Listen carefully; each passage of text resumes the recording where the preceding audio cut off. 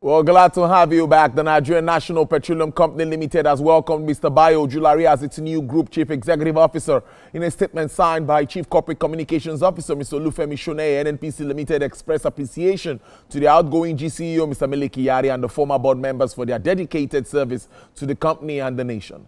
The statement highlights Mr. Kyari's tenure as a period of significant reforms, including the launch of Transparency, Accountability, and Performance Excellence Initiative, which played a crucial role in reshaping the NNPC Limited.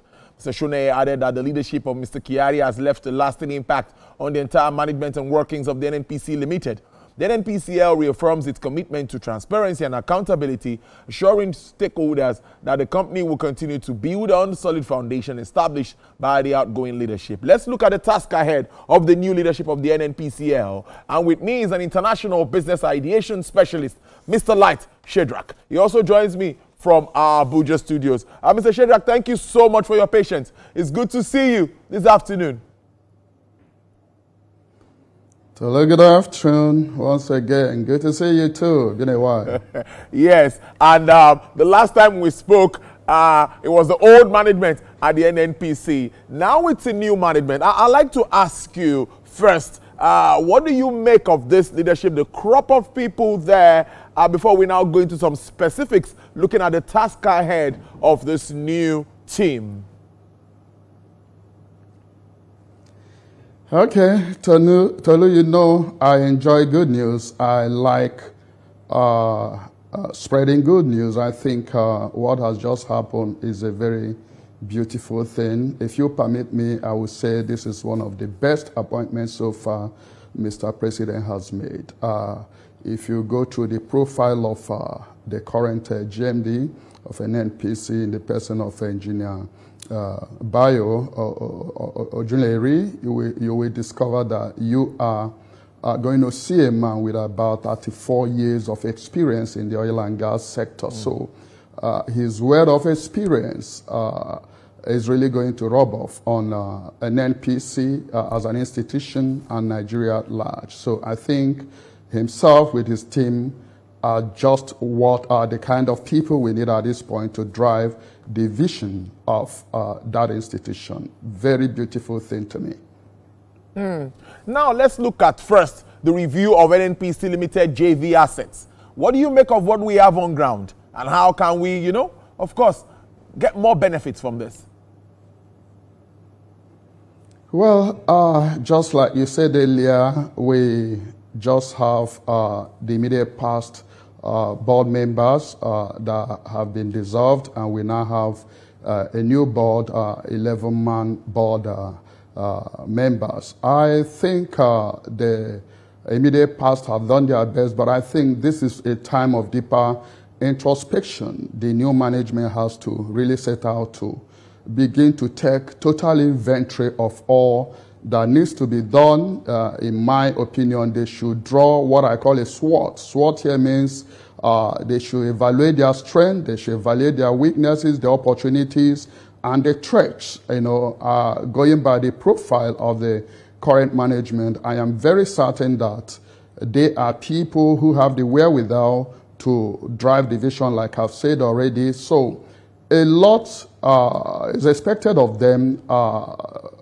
They need, first and foremost, to reposition that institution to be able to first win back the confidence of investors and, of course, Nigerians. Because prior to this time, an average Nigerian has a belief that an NPC is the hub of corruption. We always believe that people come there for self-enrichment. So it behooves the current management to ensure that there is going to be very radical changes that will win the trust of the investor, win the trust of Nigerians. They should ensure that that institution becomes what it should become in terms of service delivery. And again, I think they should do whatever that needs to be done to introduce a new culture of accountability, responsibility.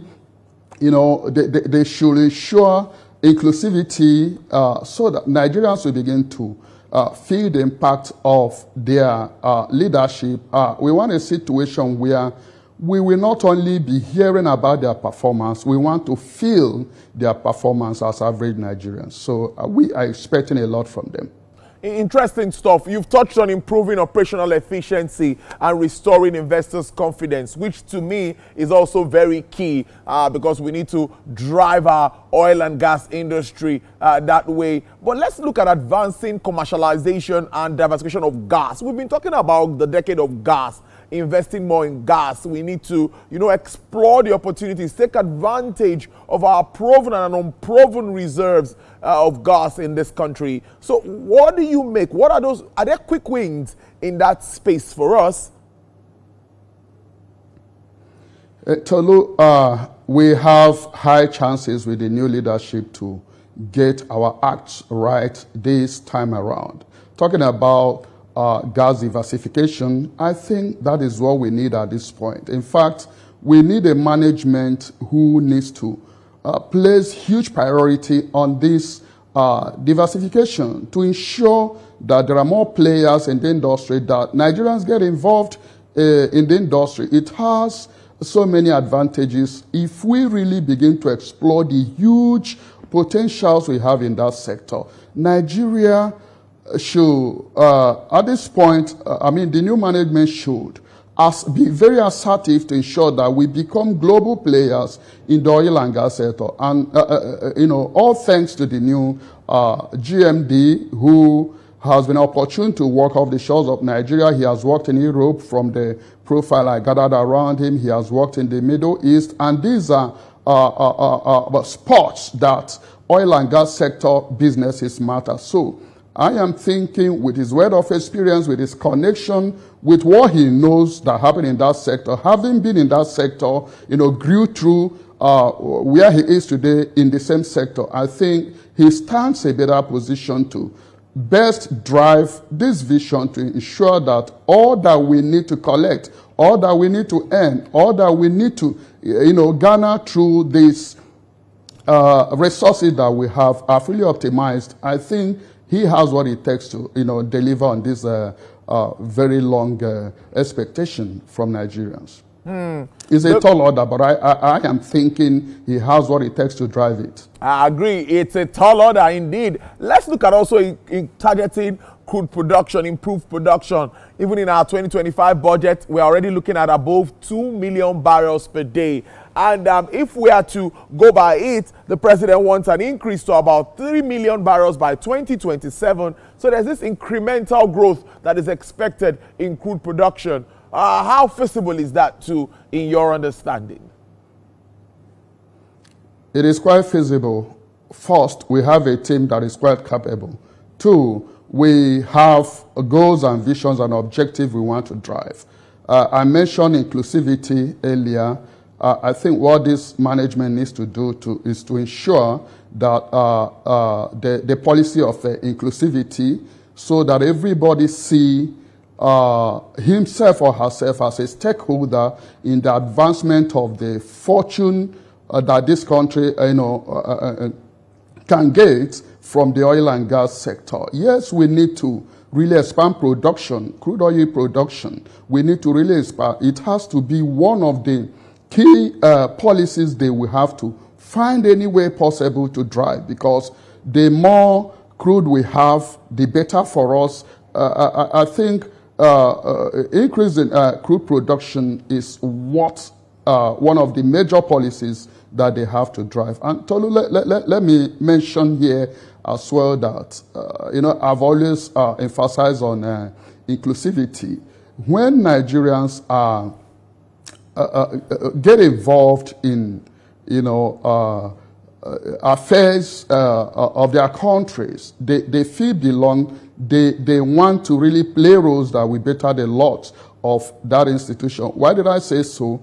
NNPCL under the new leadership should ensure that Nigerians, irrespective of class, irrespective of religion, region, should have the opportunity to buy shares, stakes in NNPC. It has a lot of advantages. The advantage is that when we have a stake in those institutions, we begin to be part of the policy formulation, implementation. We talk about pipeline vandalism that has really been a very bad situation for a while in Nigeria. People go break the pipelines. Imagine yourself having a stake in an NNPC, either through your as an individual, through organizing yourself into cooperative societies. You will do everything to ensure, to be party to ensuring that the safety of this infrastructure. So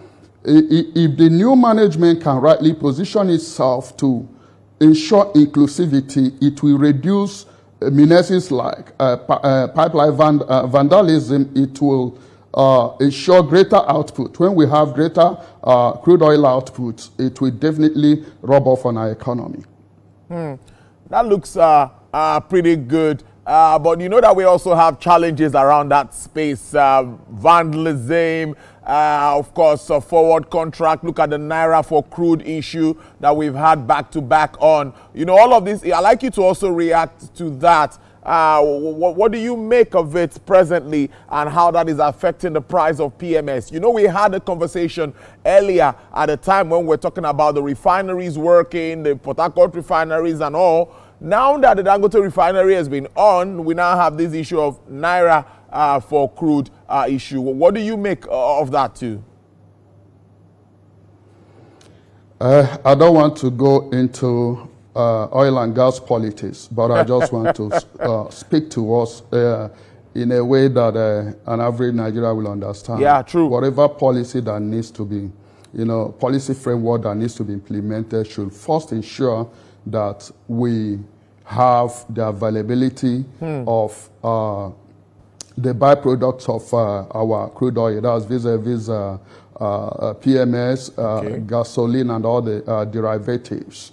And any policy we are pursuing should tend towards ensuring that the prices of these products are coming down.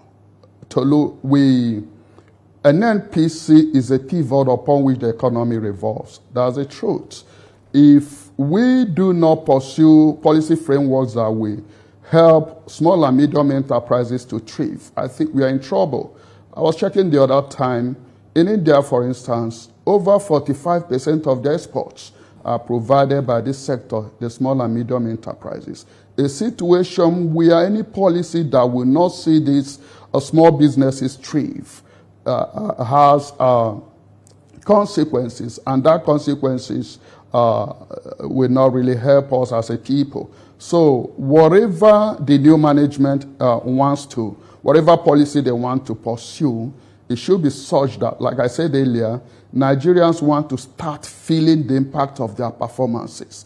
Beyond records, beyond rhetorics, beyond talking about what they want to do, what they have done, if we do not feel the impact of these policies, we will continue to believe that it is business as usual. So we want the new management to ensure that the refineries, the moribund ones, come to full operations.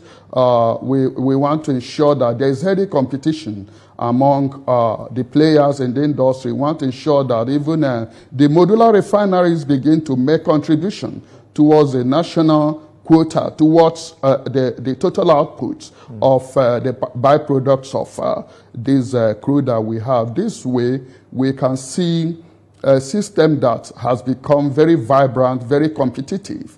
That will really be a very good thing to see happen.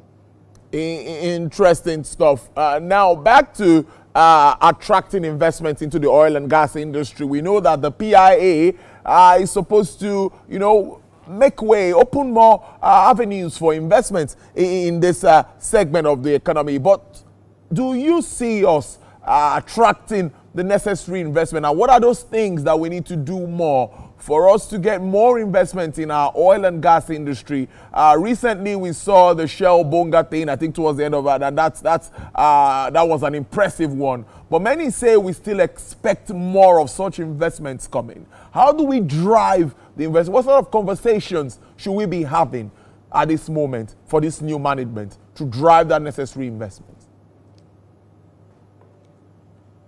Tolu, the be all here is integrity. We should begin to put integrity as our watchword here, because I tell people character speaks volume of whom you are and what you are capable of doing. But thank God for the quality of those Mr. President has appointed to man the affairs of NNPC. If you go to a bank to borrow money, you could be a billionaire, you could meet up with every other requirement expected. But there's something very important to the bank, okay? They want to know the integrity of the people behind running such establishment. If they do not have integrity, I can bet you that bank will not even extend loans. So the same thing with institutions like an NPC. I have told you earlier that they need what is called strategic repositioning. People should see them performing. People should see them, feel them performing. So if you need people to get involved, foreign investors to get involved, you should project yourself in a way that you do not shroud your activities as if it is a court-like establishment. You should create a culture of accountability. You should create a culture of informing people about your activities. Nigerians have the right to know. Don't keep back your records and books. How will an investor, a potential investor, want to get involved if he cannot assess your financial inflows and outflows? Why do we run an establishment in a manner that suggests that you're not willing to let the public know what is happening there? So it is more like an advice to the new management to put integrity first, to put accountability first, responsibility first. This way, if that is done, it is only natural that you will have investors coming to ask what they can do with you. It is that natural. So integrity of the new management has so much to do with the level of success they are capable of achieving within their stay in office. Interesting conversation as always. We'll keep a track on this and keep up this conversation so that we'll be able to let them know that we need to keep them on their toes and see how all of this can be actualized as they've been instituted. Mr. Light Shedrack, International Business Ideation Specialist, thank you for your time on Business Nigeria. We always appreciate you. Enjoy the rest of your day. Thank you, my brother. Have a blessed day. All right, then. Well, it's